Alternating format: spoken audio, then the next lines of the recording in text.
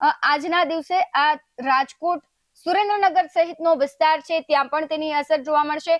એટલે કે મુખ્યત્વે દરિયાકાંઠાના વિસ્તારો અને ખાસ કરીને રાજકોટ, સુરેન્દ્રનગર, જામનગર સહિતનો જે વિસ્તાર છે ત્યાં વધારે જોવા મળવાની છે. પરંતુ જે 7 જિલ્લાઓ છે તેમાં અમરેલી ના ભાગો છે અને ખાસ કરીને અહીંયા એટલે કે ભાવનગર થી લઈને આખો જે પટ્ટો છે જુનાગઢ સહિતનો ત્યાં વધારે અસર જોવા મળવાની છે.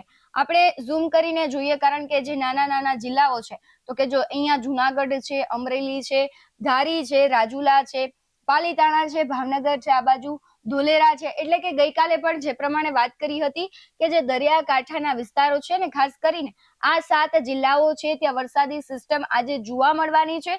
આગામી દિવસોમાં પણ હજુ વરસાદની ક્યાંક સંભાવનાઓ દેખાઈ રહી છે.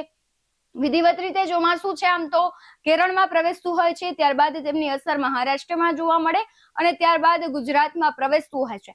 પરંતુ આ વખતે ક્યાંક ચોમાસું છે તે મોડું પ્રવેશે તેવી પણ સંભાવનાઓ અને હવામાન નિષ્ણાતો અને હવામાન વિભાગ સંભાવનાઓ છે તે વ્યક્ત કરી રહ્યા છે. અને આજે જે સિસ્ટમ સક્રિય થઈ છે અને આજે જિલ્લાઓની મેં વાત કરી ત્યાં વરસાદની પૂરેપૂરી સંભાવનાઓ છે અને આગામી દિવસોમાં વાતાવરણમાં ખૂબ મોટા ફેરફારો થવાના છે. ઘણા એવા વિસ્તારો છે કે ત્યાં કાળઝાળ ગરમી પણ પડવાની છે અને અમુક જે વિસ્તારો છે કે ત્યાં વરસાદી સિસ્ટમની વધુ અસર જોવા મળશે તો ત્યાં છૂટાછવાયા સહિત ભારે વરસાદ પણ વરસી શકે છે.